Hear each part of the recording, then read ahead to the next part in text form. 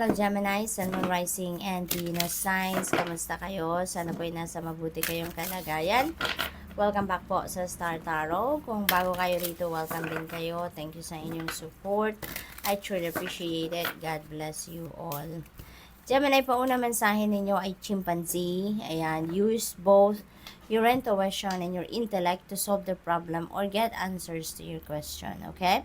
So, maaring meron kayong mga katanungan sa inyong sarili, maaring meron kayong mga problema na kinakaharap at this time, Gemini, at kailangan ninyo na gamitin, no, ang both sides of your brain, your intuitive mind at saka yung inyong logical mind for you to be able to find the answers that you are seeking or to find the solution, no, para maisip ninyo kung ano yung solusyon na dapat ninyong gawin para makalabas na kayo sa difficult situation na pinagdadaanan ninyo. We have the energy of the peacock, and let yourself stand out and be noticed, okay? Allow yourself, no, na ipakita nyo na yung mga talents, skills, or gifts ninyo, or kung ano man yung kagandahan ng inyong puso, diba? I-share nyo na yan sa mundo, ipakita nyo na yan sa mundo. Let yourself stand out, okay? Kasi sayang naman, ng mga talents, skills, and gifts niyo, marami kayong matutulungan with that. You can inspire many people. You'd be able to make a difference in the lives of many by using, no, your talents, skills, or gifts. We have rattlesnake. The experiences that you're presently going through are an initiation into fulfilling your purpose as a healer. Ayan. So, kung ano man ang mga nararanasan ninyo sa ngayon, ano man ang mga nararamdaman ninyo sa ngayon na siguro kakaiba, nagtataka siguro kayo bakit nararamdaman ninyo yan, bakit nangyayari yan sa inyo sa ngayon, bakit sa inyo, 'di ba? Yung mga ganun ba? Maybe you have a lot of a question mark, no, sa isip ninyo sa ngayon. And you know what? This could be the answer to that, no. Yung mga nararanasan ninyo sa ngayon, that could be an initiation, no, into fulfilling your purpose as a healer. Kasi maaring you're being called now to step into your purpose. You're being called now to step into your mission in life ngayon as a healer. Kaya eventually, you know, wag kayong mag-alala because eventually the divine universe will show you the way, no, para maintindihan ninyo, will enlighten your mind para makita ninyo yung inyong totoong sitwasyon or maintindihan ninyo yung inyong sitwasyon sa ngayon. Okay? What else? We have kiwi. And do a walking meditation each day for the next week. Okay? So, ito din yung inyong advice sa inyo sa ngayon na mag-walking meditation kayo.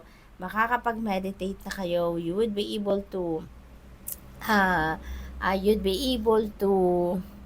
meditate na, and at the same time you'd be able to ground yourself, and at the same time makakapag-exercise pa kayo. So if you have access, no, to a park or sa kung saan man na pwede kayong walking meditation, as long as you are safe, then go for it. Okay?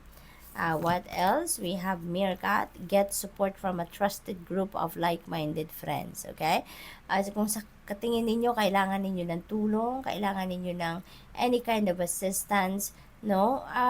Hingi kayo ng tulong, no? So doon sa mga tao na pinagkakatiwalaan ninyo, doon sa mga kaibigan ninyo na alam ninyong maiintindihan kayo, no? Or maiintindihan ang inyong sitwasyon. We have mouse. You're overlooking some important details, so pay closer attention to what's going on. Okay? May mga na-overlook na kayo siguro na mga bagay-bagay dito sa buhay ninyo. So before you make a decision, make sure na balikan muna ninyo yung mga pinagbasehan ninyo ng desisyon ninyo. Kasi maaaring meron kayong mga kailangan pang i-consider, kailangan pang i-reconsider, yung mga ganon. So, look into it, get back to it, okay? So, pagmasdan ninyo, isipan ninyong mabuti before you make a decision or before you jump into a conclusion, okay? We have ladybug. This is a time of good fortune and abundance, all right? So, be willing to receive all good things in your life. Ayan. So, bukas palad na kayo. Buksan na ninyong inyong sarili, ang inyong puso sa pagtanggap ng swerte na to at ng kasaganaan na ito. Okay? Kasi maganda. Mayroon kayong mga blessings of good fortune and abundance. Alright? Sa buhay ninyo. So, what else?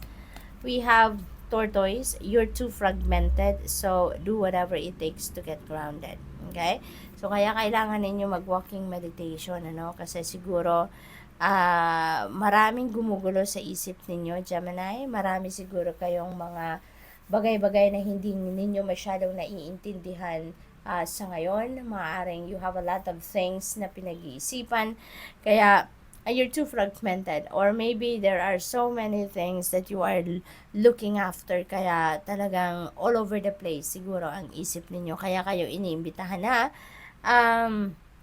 i-ground nyo ang inyong sarili, and by doing walking meditation, that is one perfect way of grounding yourself. Magpahinga kayo, step back muna kayo sa kung ano ang inyong pinagkakabalahan, sa kung ano ang inyong iniisip. No, pahinga kayo, take a breather. That is one important way of grounding yourself. Magpahinga, magmuni-muni, magnilay-nilay, engage into physical activity, no, mag-exercise,